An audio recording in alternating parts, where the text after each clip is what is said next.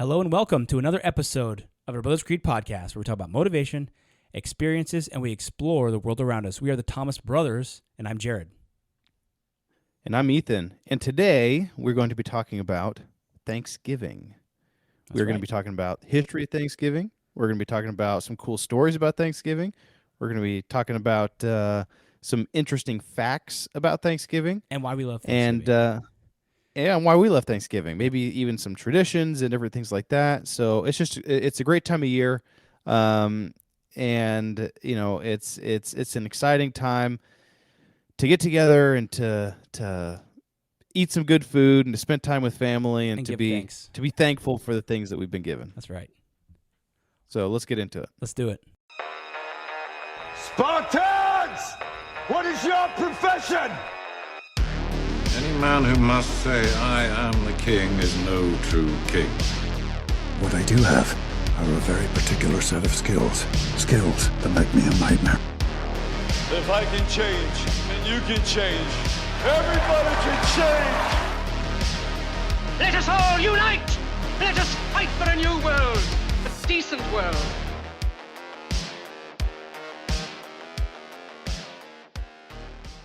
So, talking about Thanksgiving, I thought it would be prudent to go back to understand where Thanksgiving came from.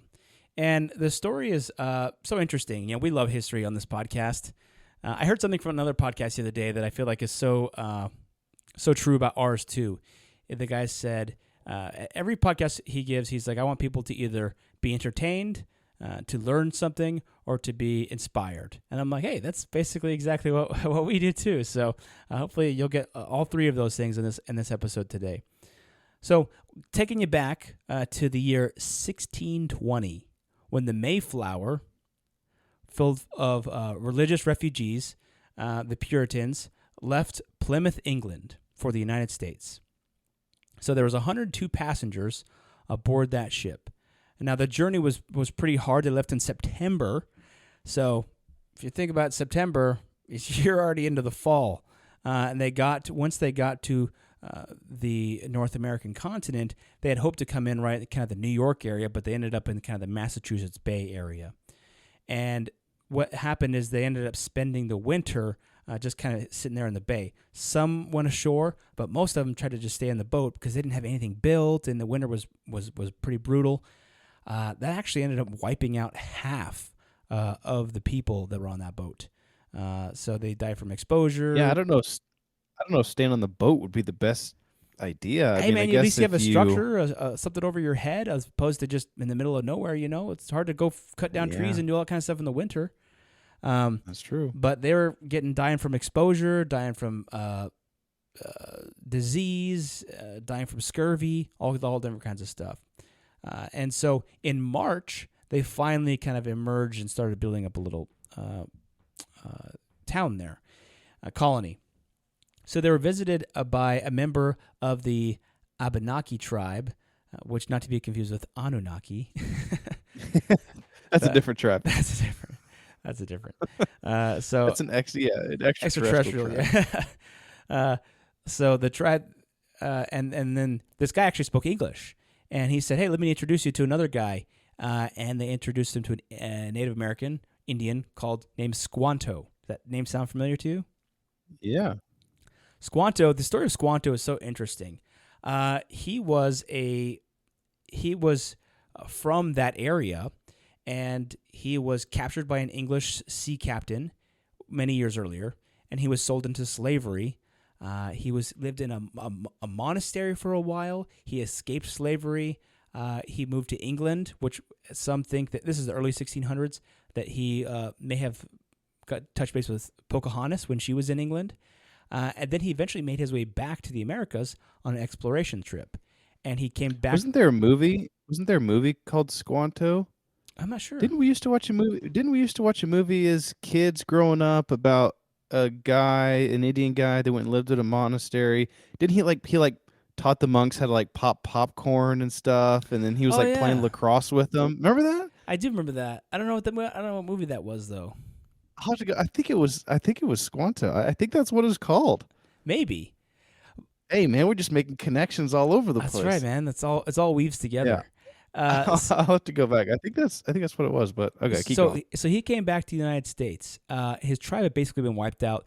They don't know exactly why. They say disease. They say it may have been caused by the Europeans. But he ended up hooking up with this other tribe that was local there, that was known as the, probably going to butcher this, but Wampanoag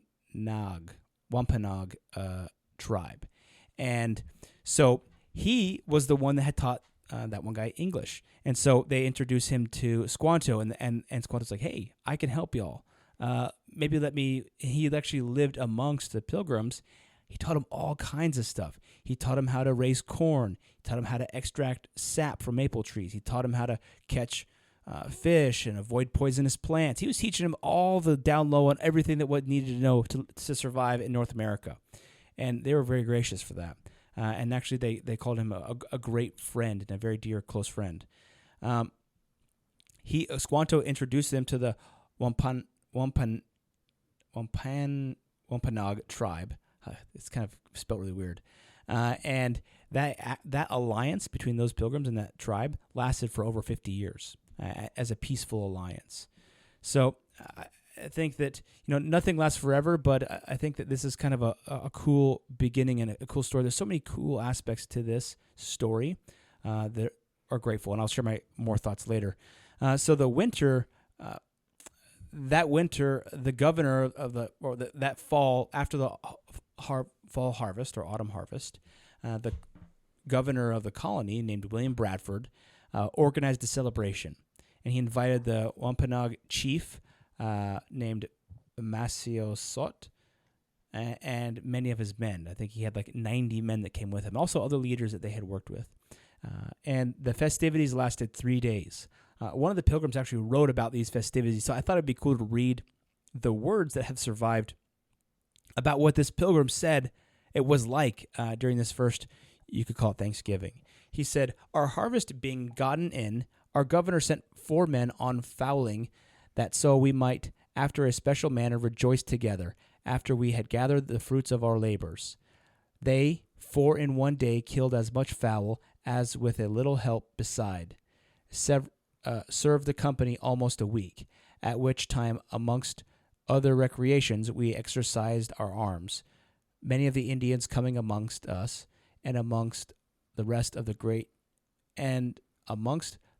their greatest king, Masiot, who was the king of that tribe that was close by, with some 90 men, whom for 3 days we entertained and feasted, and they went out and killed 5 deer, which they brought into the plantation and bestowed on our governor, and upon the captains and others. And although it be not always so plentiful as it was at this time with us, yet be the goodness of God, we are so far from want, and we often wish you partakers of our plenty." And so I think it's, these were very God-fearing people. They were Puritans, and so they had this celebration, and they invited the Indians over, and they said, "Hey, let's eat together." And the chief came, and they were entertaining them for 3 days, and it was a great celebration and a thankful celebration for what they had been taught and for the friendships that they had. I really like something you said there. I actually even wrote it down, but I really like that whenever you're reading that quote, it says, "We being so far from want." Uh-huh. I just thought that was kind of cool, that it was just like, they were, that kind of is another word, another way of saying, like, they were just giving thanks for everything that they had, like that it So was just blessed. Yeah. It was so blessed. It was such good times. It was, they were, in I guess, in abundance, maybe, that they were so far from want. Especially considered that last prior winter, they were freezing to death. It was terrible. Half of them yeah. died. Can you imagine half of the people dying that you came over here with? I mean, that's just crazy. So, that was kind of the first, what was kind of recognized at first. For a while, it was actually that was considered like a religious holiday for the Puritans. President George Washington celebrated on kind of a Thanksgiving on November 26th, 1789, in his Thanksgiving proclamation of 1789. He said, he defines the day as a poised time to thank God for, amongst other things, protecting Americans as helping them achieve independence. So that was kind of where the president started to recognize Thanksgiving. And so there were different Thanksgiving things throughout that time.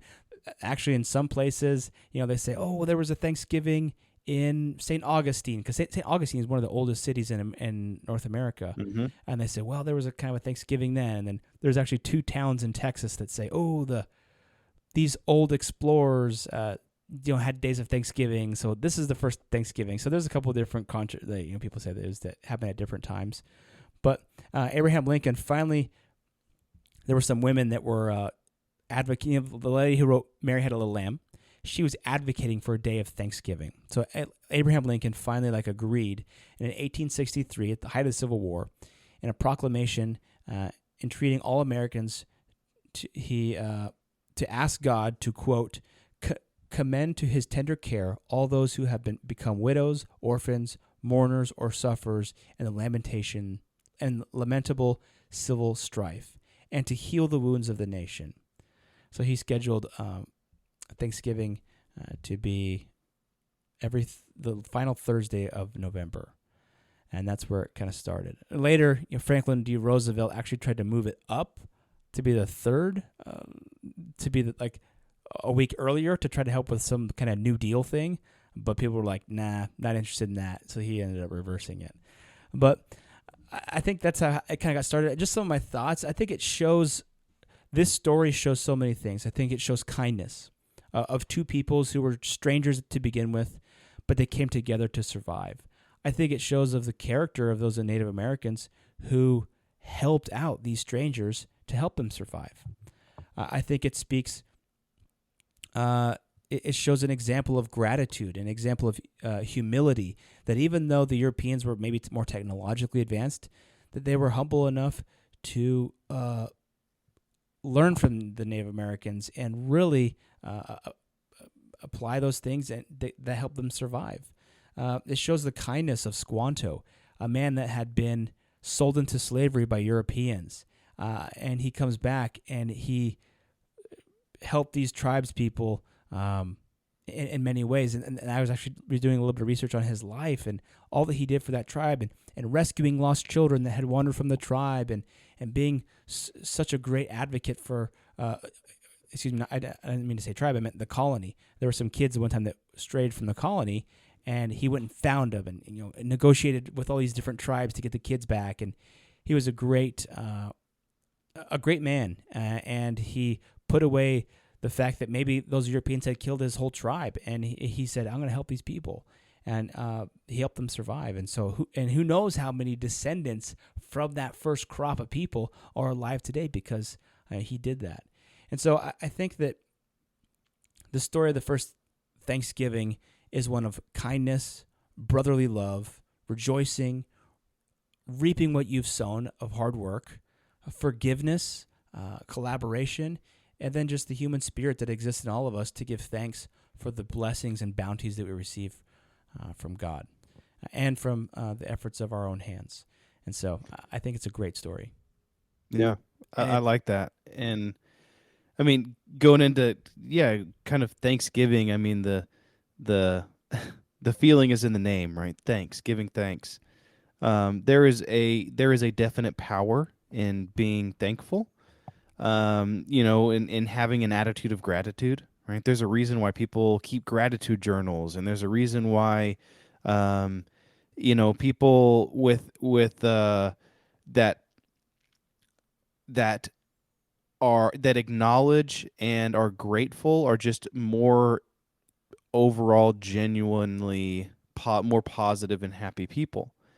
Kind of a tradition that we had growing up around Thanksgiving is we'd have a big dinner. We'd always get together with family. But then one thing that we would try to do is we would, after everybody ate, we would all sit around the table and we'd go around and we'd say something that we are grateful for. And it could be anything. It could be anything from, family to sports to a comfortable bed or, whatever it might be. And I always really enjoyed that, just because it kind of gives you a perspective into other people's lives a little bit and what they're thinking about. But it also just provides an opportunity to say, to go back and to say we are so far from want, right? Kind of what we were saying earlier, that things are good, even when things aren't good. There's always a lily among the thorns, right? There's always that rosebud. Lily So Amantis Venus. yeah. um. Yeah. So I had a cool story, and this was actually during World War II. So the city of Luxembourg, what during World War II, or a certain portion of World Is that War a II country? Isn't was Luxembourg a country? no, I think it's a town in I thought it was like a really I tiny don't know. country. No, I think it was a city. Anyway, go ahead. But the village of Luxembourg was under Nazi rule during a portion of World War II. And so, after much fighting, and quite hard battles in that area, U.S. soldiers actually liberated the village of the city of Luxembourg. And so the villagers were so grateful to the soldiers for liberating their city that they really they invited all the soldiers to come to the city basically for rest and reprieve. So it was really close to the front line. But whenever the city was under Nazi rule, it was so regulated. There was curfews. They couldn't even play their traditional music, and they couldn't dance, and they couldn't it was just so regulated and so just brutal in how they were living under Nazi rule, that they were just so grateful. And the one of the soldiers said that it was just like a cloud had been lifted from the city. And so this city actually just became, the people within this city, they for many rounds and rounds and rounds of soldiers that would actually just come through their city, they would treat them like family. And they would let the soldiers stay in their homes, and they would many soldiers went there after the front lines. They would go to this city, which was relatively close to the front lines, but they would go, and that would kind of be like their R&R time, right? Where they would get a couple weeks to stay in this city and to rest, and to they would trade their rations to the people to do their laundry, and to just all different kinds of stuff. And it was a great situation all around. Well, one of the things that the people of Luxembourg did was, in appreciation for the U.S. soldiers, they ended up having large Thanksgiving meals. And they would actually have like a turkey, and actually turkeys weren't as prevalent, so they actually started having there was a lot of geese, so they would cook goose and gravy, and they would just kind of have as traditional of an American Thanksgiving holiday you could have. And every year they would have this, and they would try to provide this opportunity for the soldiers to feel as close to home as possible. And even after the war, Thanksgiving Day and even Halloween kind of slowly made it into the local customs of that area and of the yearly calendar within that area. And many Luxembourg families still remember in that 1944 Thanksgiving Day was kind of the first year that they had done it. And it's kind of interesting because even to this day, they still have they do some reenactments of this Thanksgiving in soldiers Thanksgiving Day. Towards the end of November, they do these reenactments, and they're actually pretty popular. The Luxembourg, as well as some other bordering German areas, they invite any kind of American expatriates that are living there in the area, and they still do kind of like Thanksgiving celebrations. That's which cool. Which is interesting. Yeah, it's kind of almost kind of been bred into the culture of that specific area. It's almost like an ode to a liberator kind of. Yeah, That's pretty cool. by adopting some of their customs, Yeah. I found out one interesting thing about the turkey, or two interesting things about the turkey. Did you know that Benjamin Franklin, he thought that the bald eagle was like a garbage bird that was like, he doesn't do anything on its own, it's just a scavenger. And he's like, the turkey is really what the American bird should be. He says the turkey, quote, the turkey is a much more respectable bird. He said that he believed that the turkey was a bird of courage. Yeah. And he said that, and he said, and with all, a turkey is a true native American, is a true original native of America. Yeah. Another thing about turkeys that I found was interesting. So the name of turkey. So during the time during those times when America was recently discovered, the Ottoman Empire was still around at that time. The guinea fowl, birds that closely resembled turkeys, were often imported from their native North African and Europe to be eaten in London and Europe. Because Europeans received them from Turkish traders, they referred to them as turkey hens or turkey cocks. When settlers from America began to sending what we call turkeys today back to European counterparts, the latter, confused by the resemblance, began referring to them by the same name as well. So that's how they got the name turkey, from the country Turkey. Huh. I wonder what we called them before that then. I don't I know. wonder what they called them in. Well, I think they discovered them when they came to America, and then they just called them Yeah, I wonder what they called them when. Yeah. Because They had seen that makes sense. birds like that before. Like, oh, these are turkeys. Huh. Interesting. Yeah, I got a couple of interesting facts about Thanksgiving, and then I have one more story. But let's see. There's an estimated 240 million turkeys that will be raised this year in the United States. 240 million.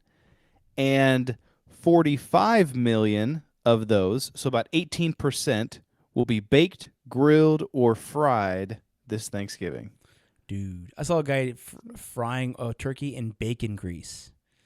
Oh, that dude. would be. I was thinking about maybe trying to do that for Thanksgiving. Do it in the middle of your yard, because there's a chance it'll in the burn middle of Dad's I'm driveway. gonna do it in the middle of Mom and Dad's driveway. Yeah, exactly. Like a grease stain. I'm gonna be on the driveway for the rest of all eternity. Oh. Well, hey, there was a burnt fire ring into the circle for about 5 years. Yeah, so. that's true. Yeah, for those who don't know, Ethan and I, whenever we got a new brother-in-law, we have 3 sisters, so whenever we got a new brother-in-law, we would always interrogate them. And this has started when we were, I think, the youngest, when I was like maybe 16. Ethan, you were like 14. If not a little bit earlier. We interrogated. We did like an interrogation of each of our brother-in-laws before we allowed them to marry our sisters. And so the last one, which is our youngest sister, we went all out. And we were a little bit older. Yeah, we were older, and then we had our other brother-in-laws join in, and we put our youngest soon-to-be brother-in-law in the middle of the cul-de-sac, and we tackled him, put him in handcuffs, and then put him in a chair in the middle of the cul-de-sac. And then we had done a big ring of gasoline around him. We lit it on fire, so we were all standing around, like asking him questions like, "Are you going to be faithful? Are you going to be a good provider?" Just trying to intimidate him, so he knows that what he's walking into here. Anyway, I don't think he was intimidated, but I think everybody had a fun time. It was fun. Yeah, but there was a burn mark in the cul-de-sac for like years after that from that circle around the. Yeah. Oh man, that was great. Let's see. That was around Thanksgiving, wasn't it? I feel like that was around Thanksgiving. I think it was, maybe. Yeah, because it was kind of cold and somehow somebody ended up without a shirt on, and we were like, "What happened?" You're like, "I don't know. I just got into it. Just took my shirt off." Yeah. Yeah.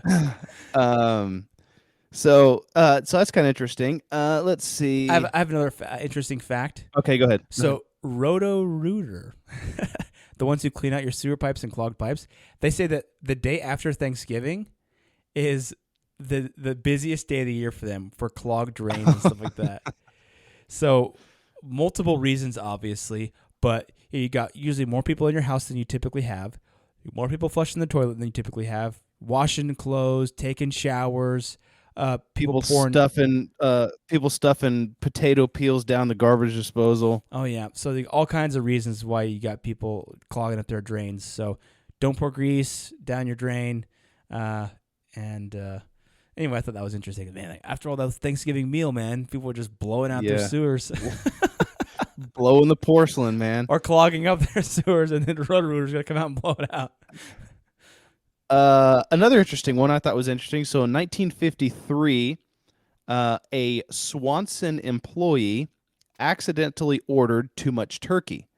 They accidentally ordered 260 tons too much turkey. And so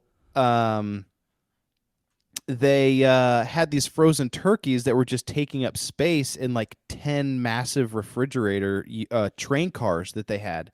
And it was going to go bad. I mean, there's 260 tons of turkey. And so one of the company salespeople suggested that they prepare it and that they pre-package this turkey, that they cook it up and then pre-package it with sides in compartmentalized aluminum trays, and then they cover them with a type of cellophane type thing. Yeah, shrink wrap. And that year, Swanson sold 5,000 TV dinners in 1953. The following year, they sold 10 million TV dinners. Did people cook those in the oven? They must have if it was aluminum, right?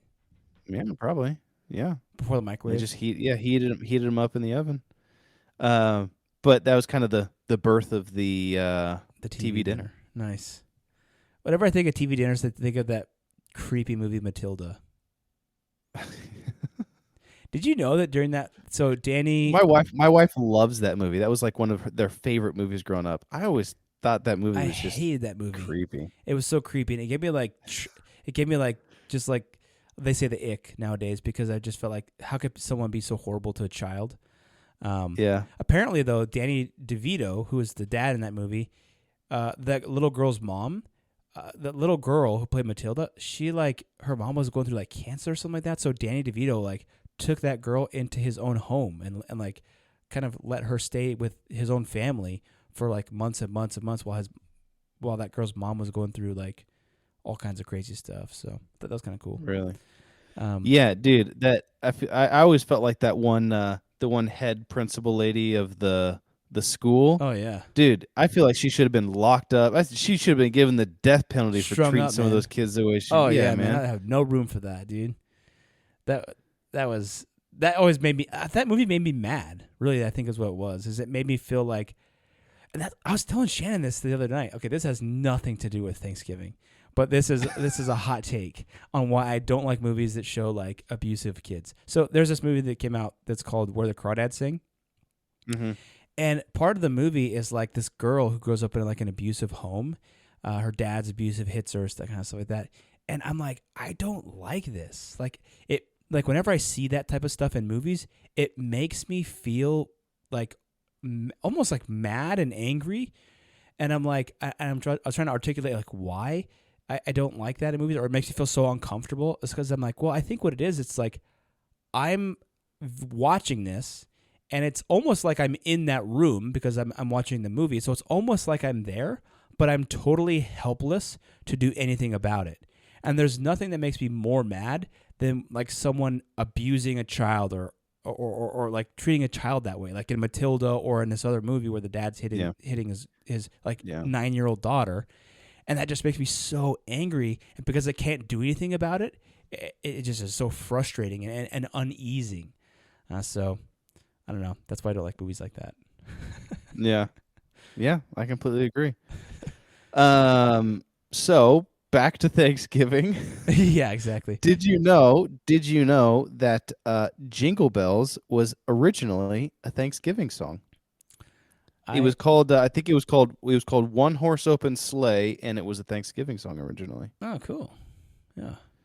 So I have one other interesting piece here. So I know we talked about how great Thanksgiving was before, and how I feel it's actually an ode to the kindness of the Native Americans in that area and the kindness that Squanto showed the people. I think it's a great expression of their love.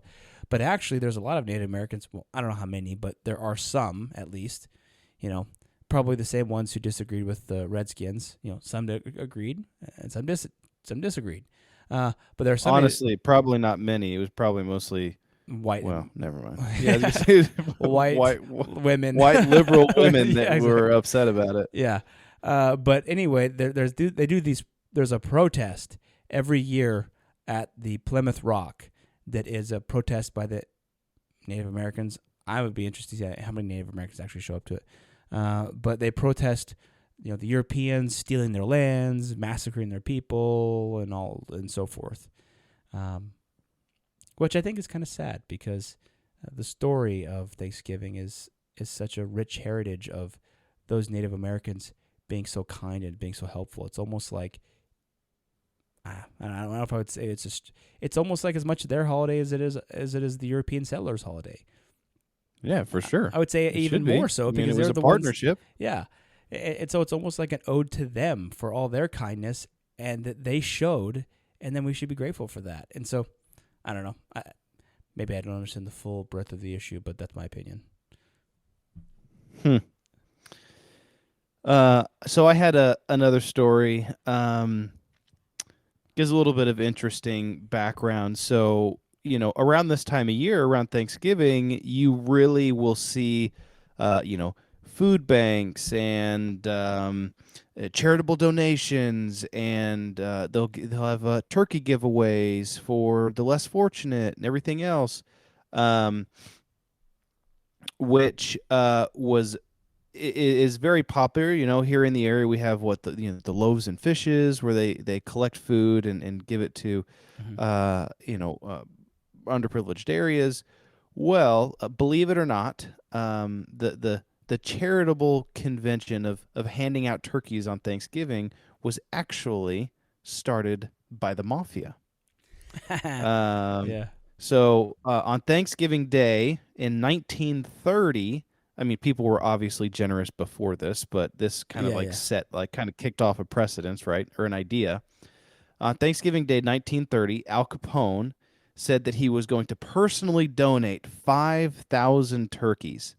And what he was doing is basically he was just trying to buy the people. Community favors. In the area. He's trying to buy, 1930s, that's like, that's Depression era, right?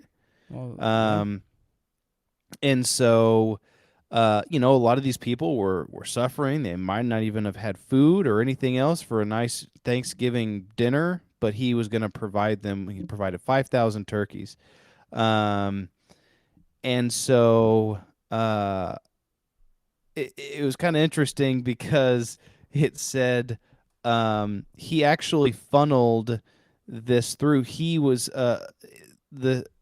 he was the owner and kind of the regulator for one of the largest charitable soup kitchens, what they called them, called the Loop in Chicago. And he actually ran the Loop, or this soup kitchen, it was one of the largest in the state, and he kind of funneled money through it for a couple different things. And kind of used a charitable donation, or used a charitable organization as a guise for tax evasion. Where else does that sound familiar? That sounds familiar. Oh, I could think of some A couple foundations. Yeah, exactly. Some foundations that do something very similar. That receive donations from other countries for millions and millions of dollars. Yeah. Interesting. And so it says that he claimed expenditures that year of $12,000 during the Great Depression of those 5,000 turkeys, and I guess he wrote it off of his taxes or something like that. I mean, Yeah. that wasn't the reason that they got him on tax evasion, but that was just one of the things that he did. But Yeah. basically, it was contributing that to where you see lots of people nowadays, anywhere from movie celebrities to basketball players to large churches in the area will do these massive turkey drives and different things like that. Not that they're following this, but Yeah. I think it's a good way to buy favor and to Help I the guess important, help the less. yeah, I was gonna say in a deeper, more sentimental way to help those that are less fortunate, need, yeah. which I really think is a good thing. Yeah, I think it's wonderful. There's a lot of people that volunteer this time of year to help work in soup kitchens, and I remember when I was in Salt Lake, there was a park downtown. There's like absolute horrible, like homeless people all over this public park. People literally doing heroin out in the open, and the cops didn't do anything about it because they didn't have enough room in the jails to even arrest these people. So there, you walk around. I never walked around there, but I drove my car by there many times on the way to work, and it's just like unbelievable garbage everywhere. Tents, makeshift. It's crazy. Anyway, there's a church that would go and they would do breakfast like every Sunday morning. They would do breakfast. That was like their charitable thing. And then on Thanksgiving, they would do a big Thanksgiving meal in the park for anybody that just was there. And I thought that was really cool that they did that. Yeah, I think that's cool. It's a great way to bring people together. I think holidays in general, and we've had lots of examples of this, is, people, even in times of dispute and everything else, for some reason, it seems like the holidays is a time where people can just kind of relate maybe on a deeper level with other people, and have the opportunity to grow relationships and to I don't know, just be extra grateful for all the things that we've been blessed with. And they can see the humanity maybe a little bit easier than they have in the past or at other times of year. You see, like, hey man, it's cold outside. These people are hungry. I'm inside eating this wonderful meal with my family. I'm so grateful. How can I help those who don't have as much? Yeah. So maybe that's a challenge that we can leave our audience, is to think about ways that you can. First of all, I challenge everybody to count your blessings and think about the things that you're grateful for this Thanksgiving. Give thanks. Think about the bounties that you have been blessed with. Give thanks to God. Give thanks to those who support you. Give thanks to your wife. Give thanks to your employer. Give thanks to those who help you, and also give thanks to yourself for reaping what you've sown and for doing hard work and providing for your family. And then I would say a challenge is go out and try to do something good for someone else, and try to lift up your neighbor. Try to lift up someone who's less fortunate. And I would also add an additional rider to that challenge.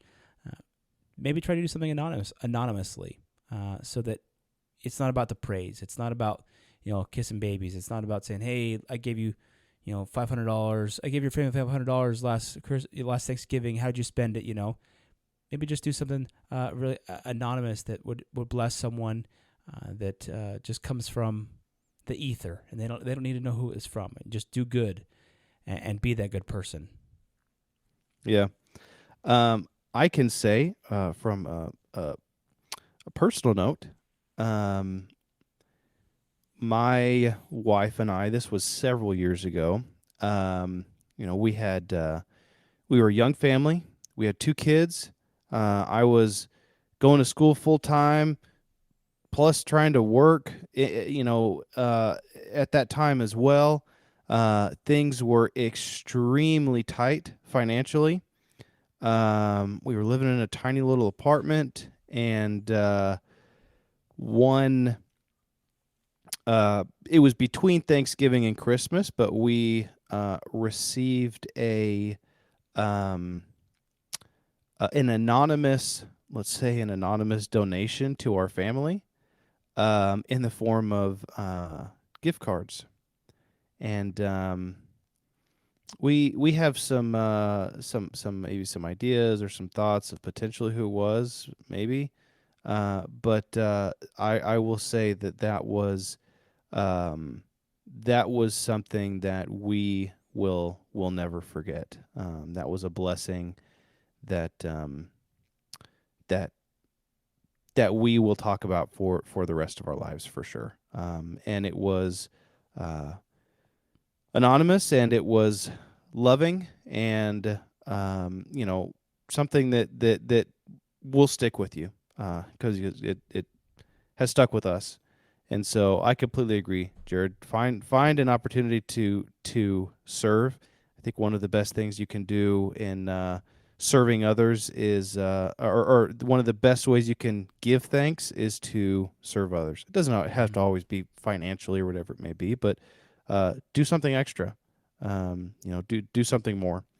And I think that is definitely a way that and I'm sure Jared and everyone else, we invite you out there to add to your personal creed and to serve and be thankful, be grateful, and help others. So that's what we're going to do, and we invite you to do it with us, and let's build our creed together. Let's do it. Happy Thanksgiving, y'all.